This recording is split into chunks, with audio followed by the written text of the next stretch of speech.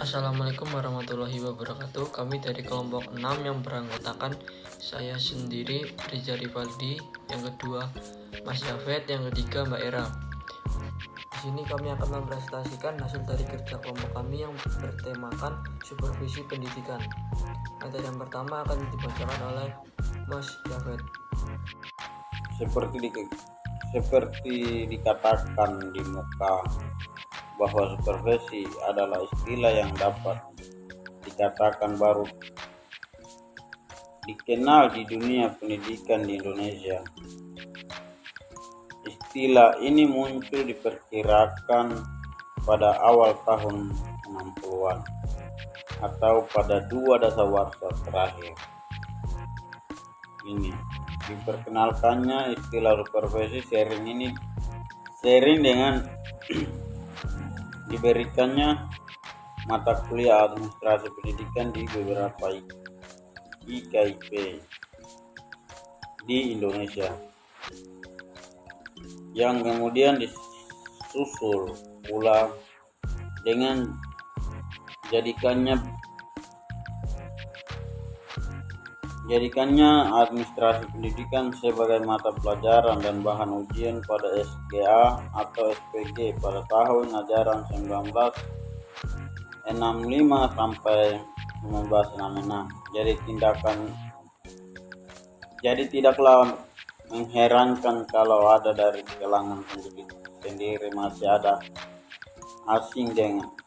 ada asing dengan istilah ini, terutama bagi mereka yang menamatkan pendidikan guru baik di tingkat menengah keguruan maupun tingkat tinggi pada sebelum tahun 70-an.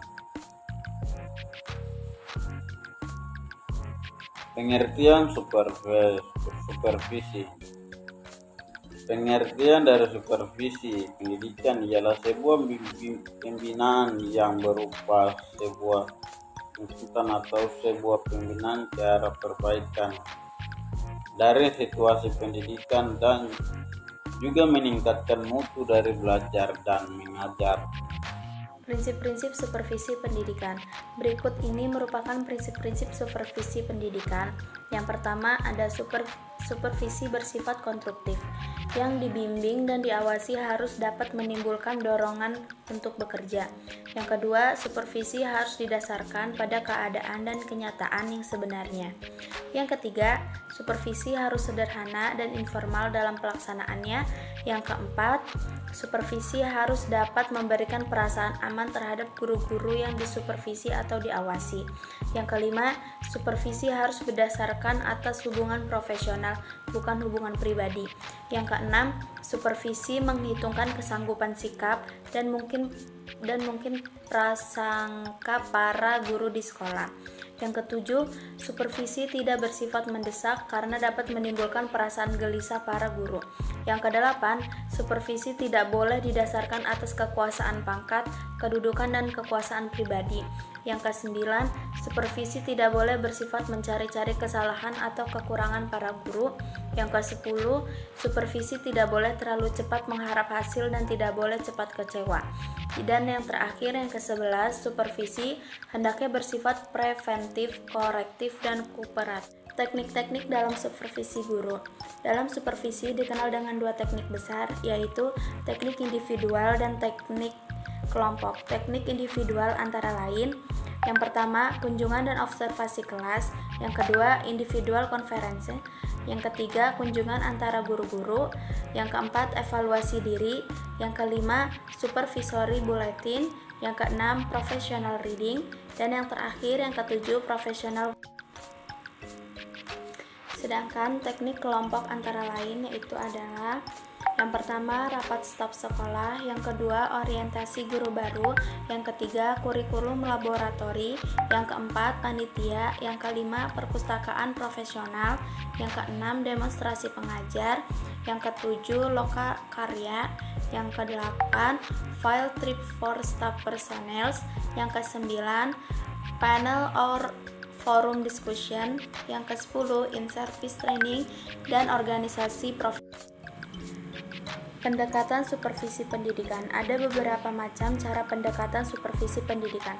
Yang pertama, pendekatan langsung atau direktif. Yang kedua, pendekatan tidak langsung atau non-direktif.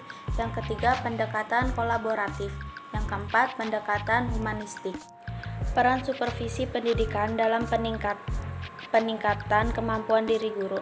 Supervisi bertujuan membantu guru dalam meningkatkan kemampuannya agar situasi belajar mengajar menjadi lebih baik. Keberhasilan supervisor mencapai tujuan supervisi dipengaruhi berbagai faktor. Salah satu di antaranya adalah faktor guru yang disupervisi. Dalam hal ini dituntut berbagai peran dan partisipasi guru dalam mendukung pelaksanaan supervisi. Peran dan partisipasi guru tersebut dapat dilihat dari setiap fase dalam proses supervisi. Sebagai berikut. Fase perencanaan. Yang pertama ada fase perencanaan, yang kedua ada fase pelaksanaan. Yang dimaksud dengan fase perencanaan adalah penyusunan perencanaan supervisi memerlukan berbagai data dan informasi, terutama yang berkaitan dengan guru dan proses belajar mengajar yang dilaksanakan. Yang kedua, fase pelaksanaan. Pelaksanaan supervisi memerlukan kerjasama yang baik antara guru dan supervisor. Guru-guru perlu menyadari bahwa kehadiran supervisor di sekolah bertujuan membantu dan membina kemampuan guru, bukan mencari-cari. Kesimpulan, supervisi adalah kegiatan profesional yang dilakukan oleh pengawas sekolah dalam rangka membantu kepala sekolah, guru, dan tenaga pendidikan lainnya guna meningkatkan mutu dan efektivitas penyelenggaraan pendidikan dan pembelajaran. Supervisi ditujukan pada dua aspek, yaitu manajerial dan akademik. Sekian presentasi dari kami, kurang lebihnya kami mohon maaf. Wassalamualaikum warahmatullahi wabarakatuh.